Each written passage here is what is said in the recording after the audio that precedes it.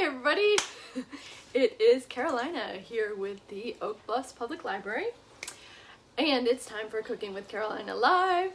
It is Saturday night. It's really dark out. It's been raining here all day. It is super flooded, big wind, and the power has gone out once already. So we'll see what we can do here. We'll cook as much as we can. And what we are making tonight is mulligatawny soup. So I'm super excited. So first of all, I have this cookbook. I know it's backwards. I'm sorry. I'm not going to flip it. You'll figure it out.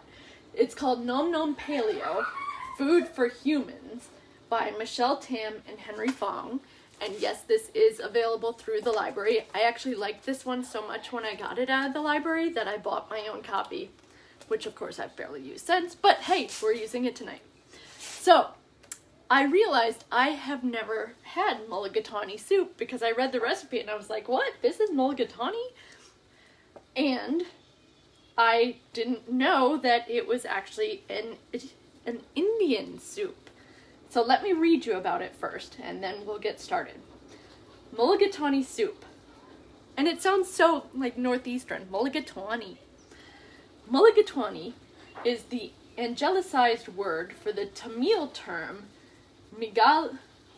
Mulligatawny, the fragrant pepper water invented to appeal to foreign palates when the British took over the Indian subcontinent in the 19th century. Mulligatawny's burgeoning popularity soon brought this rich curried soup across the seas to Westerners craving a taste of the exotic. These days, it's become a mainstay of Indian restaurants across the world, though very few pause to remember its very British origins. But even if you've never pondered why a southern Indian soup has such an Anglo-sounding name, you can love mulligatawny for what it is, an assertively spiced curry soup that can be easily made with common ingredients found in any paleo eater's pantry. It's versatile, too. Throw in some emergency protein in the form of cooked chicken, lamb, or mutton, and your mulligatawny instantly becomes a complete meal. All right, so let's get started on our mulligatawny. I just really like saying that word too.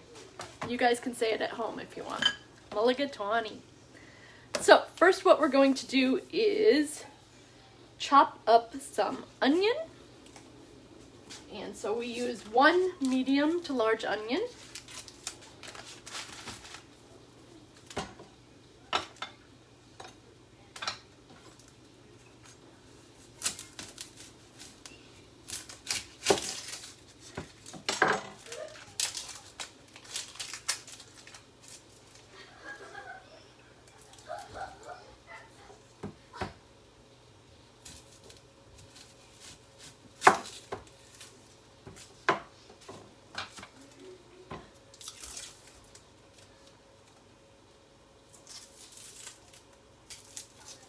And this we will just roughly chop. We don't need to do a fine dicing, just a rough chopping.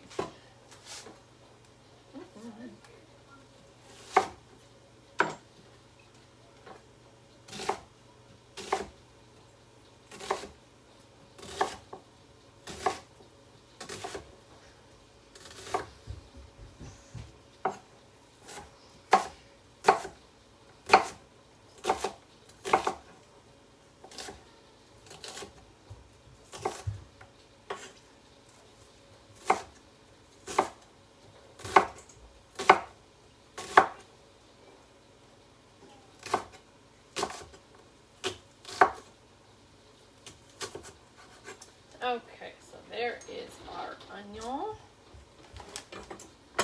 And now I'm going to grab.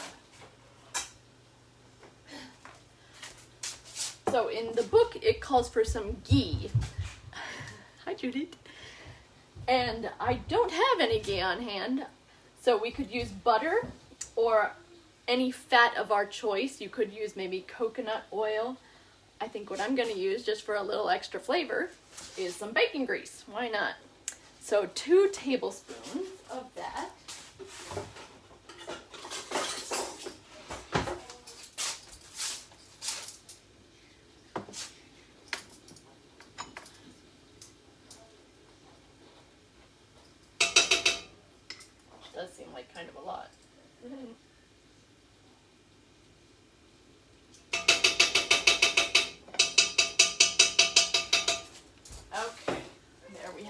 2 tablespoons of grease. We'll heat that up. And we'll put this, let's see, let me move the pot a little more. Okay, that's a little better. So we have a big stock pot that we're cooking in, and I put the grease in there to heat up. I swear I never cook with bacon grease except on this TV show. And we're putting this over a medium heat. We'll wait for that to heat up a little bit.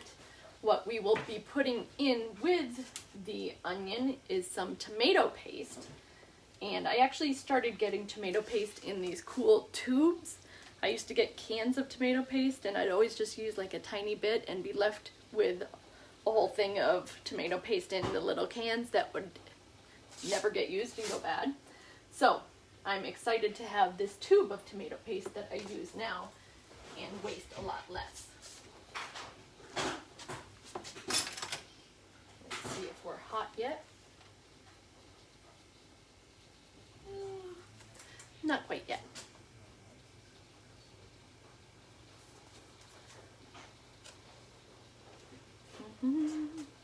So we can get our garlic ready while we're waiting to put our onion in. It will be 2 cloves of garlic.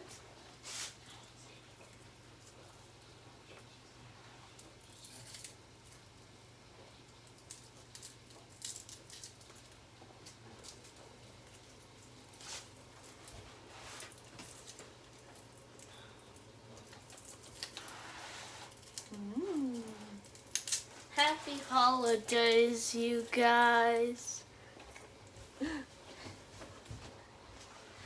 That was a special guest appearance. Happy holidays, guys. Okay, I think we're nice and hot here.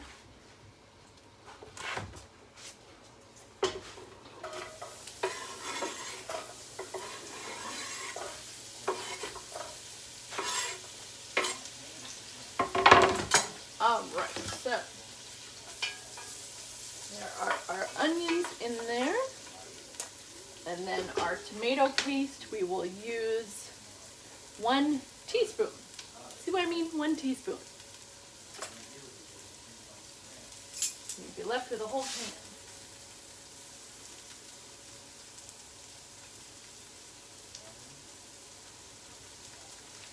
Alright.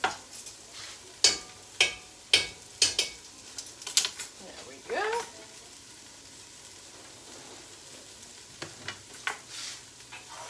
Stir this together here.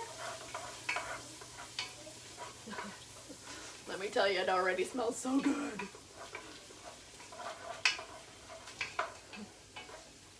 I think this is going to be a winner. Okay, now let us chop our garlic. Again, we can do a nice rough chop because all this gets ground up in the end.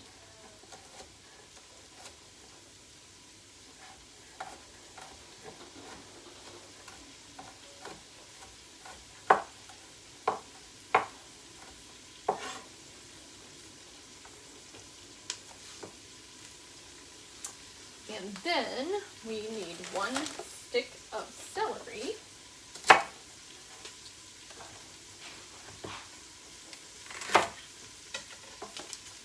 Give the onions a little stir.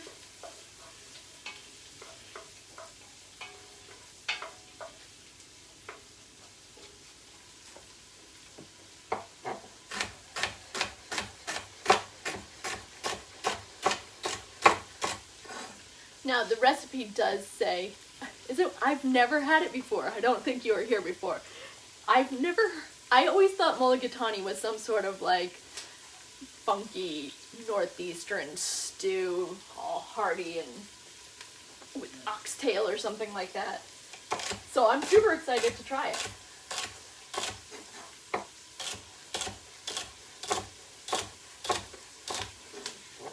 Oh, as I was saying, so it does say to remove the fibrous strings from the celery, but I'm not going to do that.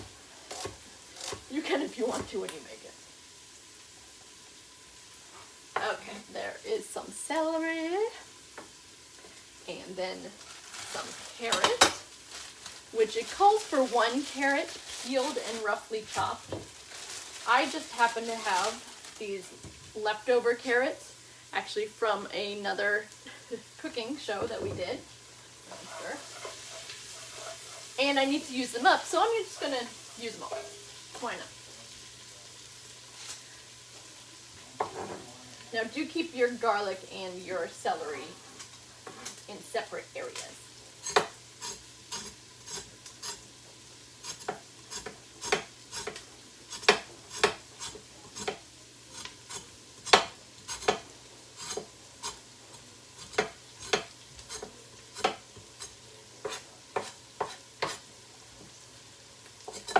And I'm doing just kind of a rough peel here.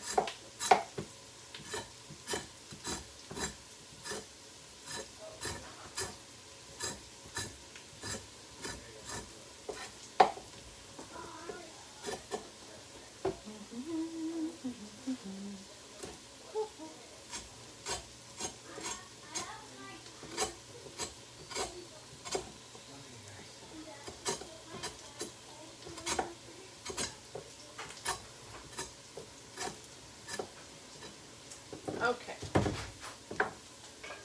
Spread your onions.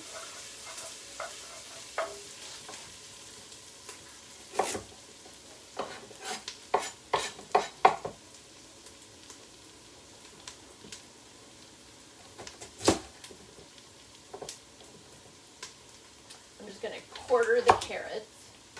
And then do just a little chop chop.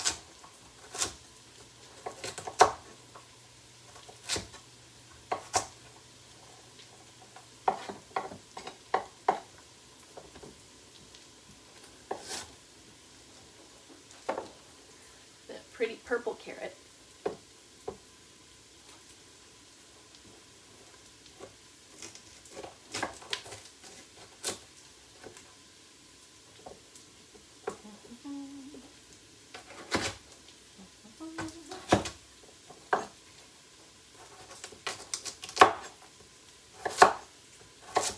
Going to end up a very interesting color.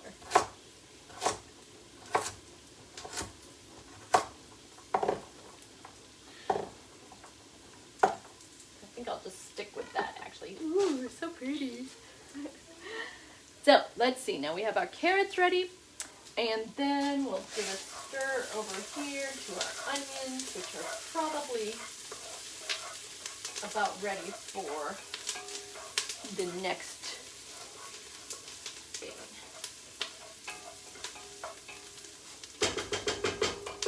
Just about. So, in with the celery and the carrots, we are also going to put a 1/4 cup of diced apple. Actually, I'm going to use that. I like the smaller knife for that.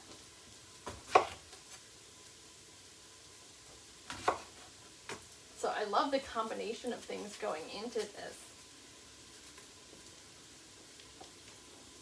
It all sounds really good. So I'm going to do about half the apple. You can peel it if you want. It actually doesn't say to peel it, surprisingly enough, in the cookbook.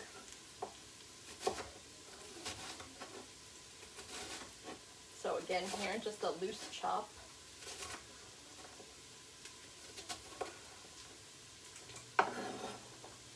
All right. Now, let's put our garlic in with our onion and tomato paste.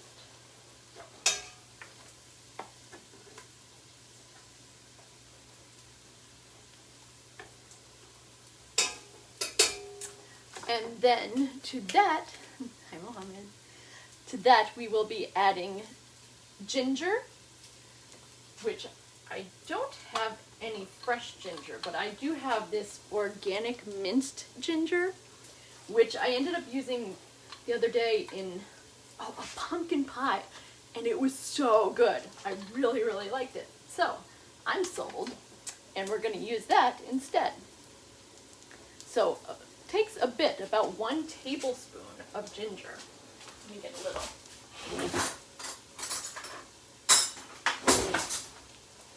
Something to scoop it out with.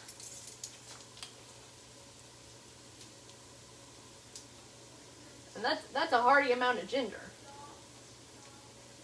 All right, there we go. Put that in.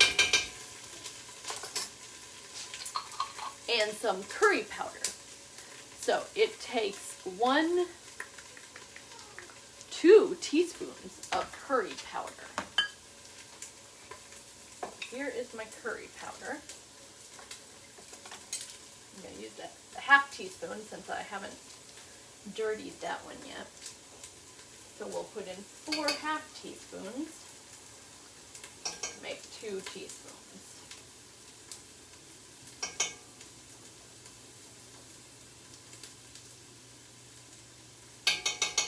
All right. So 2 teaspoons of that, and then we're going to stir this all around and together, get it cooked a little bit and combined. Turn it down just a smidge.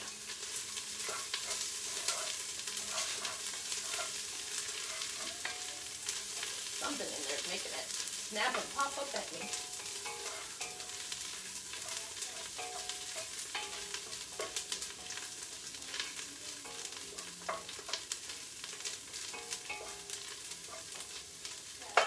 Okay, so that's nice and combined. To this we will be adding 3 cups of chicken stock. So this has about 4 cups. We're just going to use it all because having a little left over is kind of silly.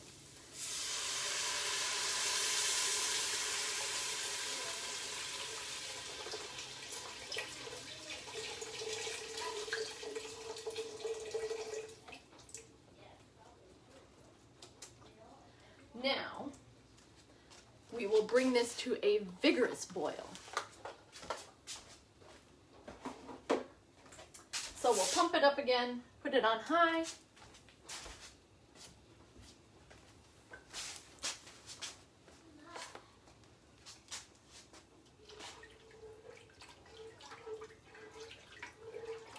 Love the way it smells. I'm so excited to try this.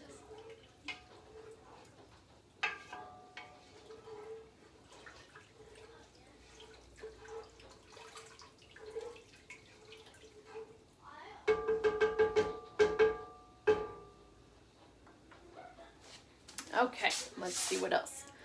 So the last thing we put in with this combination of celery and carrots and apple is banana, which blew my mind.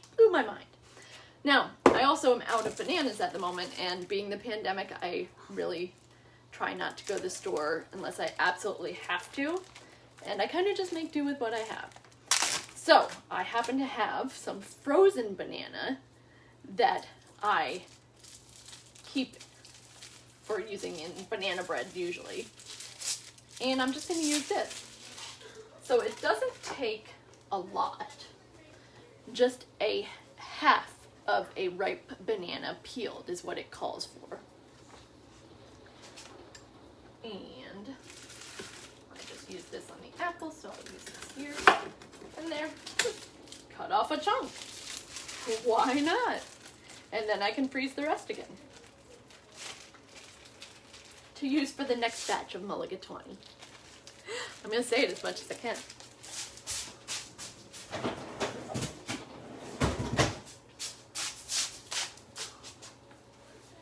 Okay.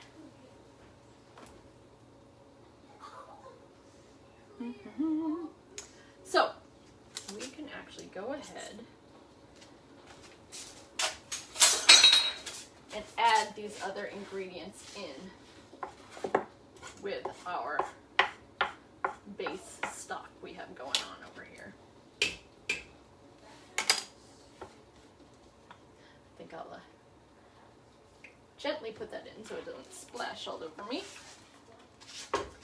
And then we'll put in our celery and carrots.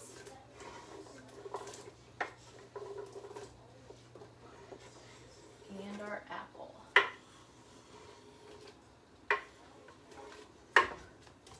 And what a beautiful assortment of ingredients, I gotta say.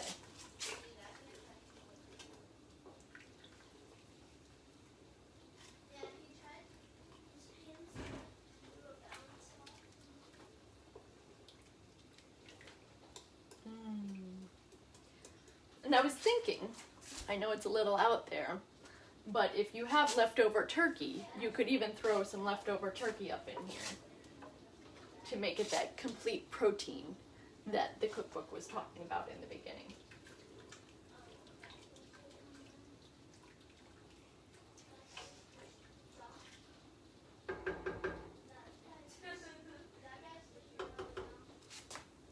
Oh my goodness.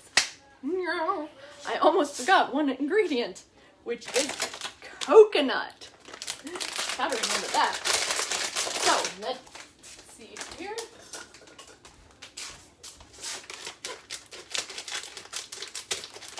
So, for the coconut, we use a 1/4 cup of shredded unsweetened coconut.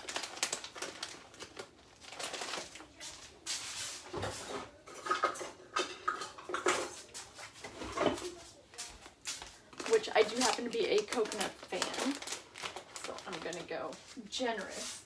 And actually, this is not shredded, this is flaked coconut.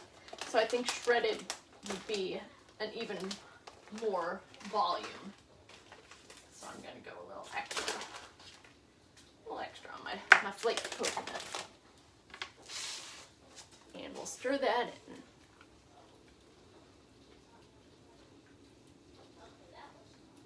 Now we're talking.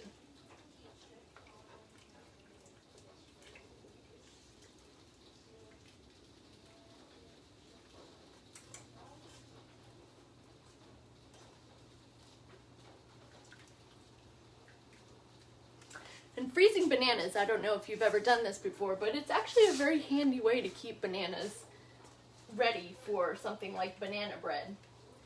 You would peel them and then put them in a bag or a container that can be airtight, squeeze all that air out, and then they'll keep in your freezer for quite a long time. So that's great if you don't feel like making banana bread, but you have bananas that are too ripe. Instead of throwing them away, or giving them to your chickens, as the case may be, you can freeze them for later.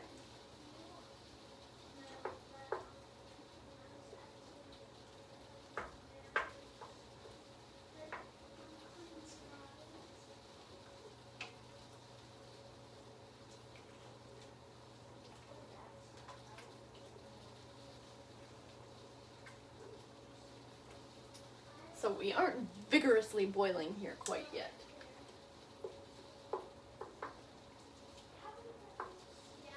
It does take a little bit longer with the frozen banana.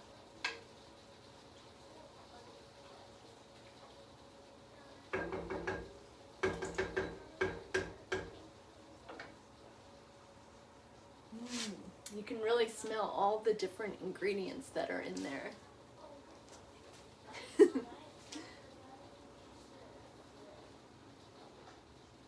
Especially the apple, surprisingly.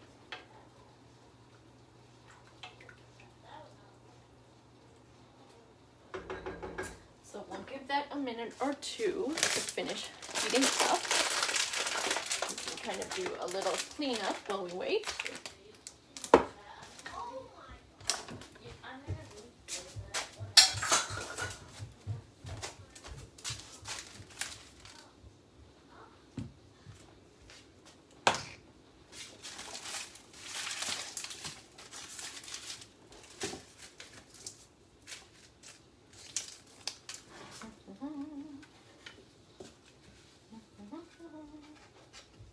Oh, I'm starting to see some little bubbles.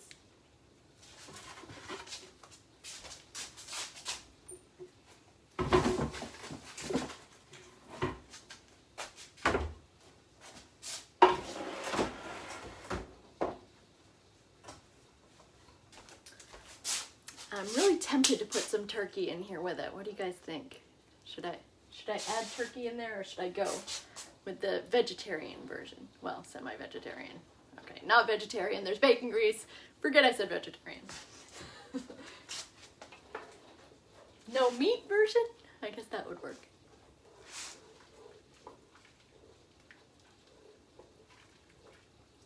Maybe I'll keep the turkey on the side and I can add it in separately.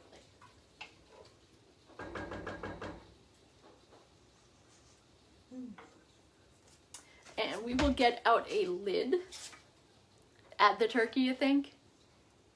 I don't know. How about I keep it on the side and then I can add it and have shredded turkey that I add on top. Make it to order.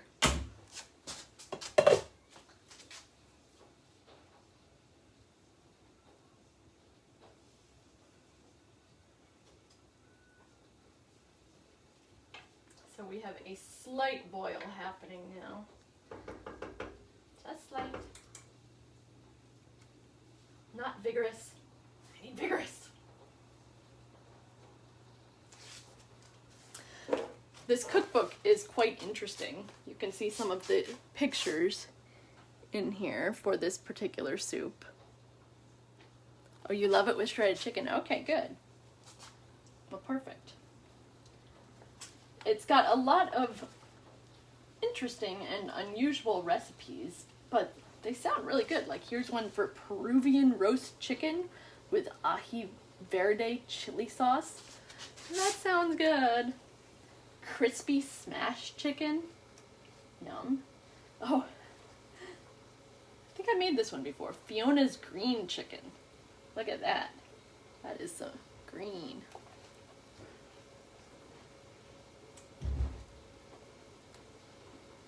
Fried salmon patties.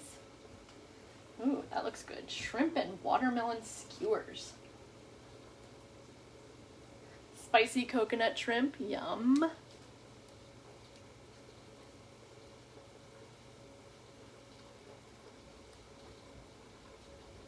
Has Asian cauliflower fried rice.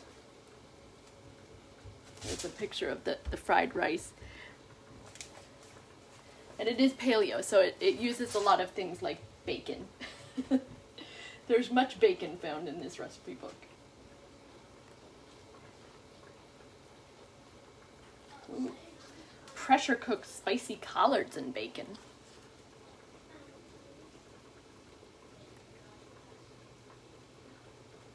Well, I haven't made this. Chinese egg foo young. My mom really liked egg foo young. Maybe I'll make that sometime.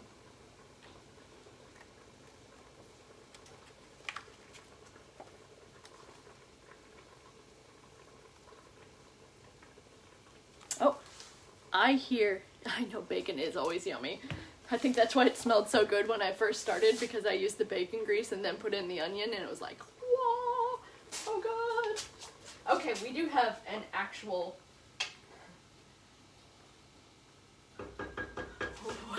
what did she call it again? The,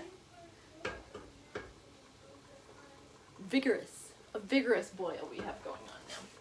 So, now that we have our vigorous boil, we will turn this down to low and put a cover on, and then we are going to simmer this for 30 minutes or until the vegetables and fruit are tender. So, I will check back in with you guys later in the comments to show you our results. Once we do that, we will use an immersion blender to blitz the ingredients together into a thick, fragrant soup, and then if you want, you can garnish with some minced cilantro. So, thank you for joining me tonight, and please do check back later to see the results. I will also be posting this recipe in the comments if you would like to try it out yourself. Bye, thanks!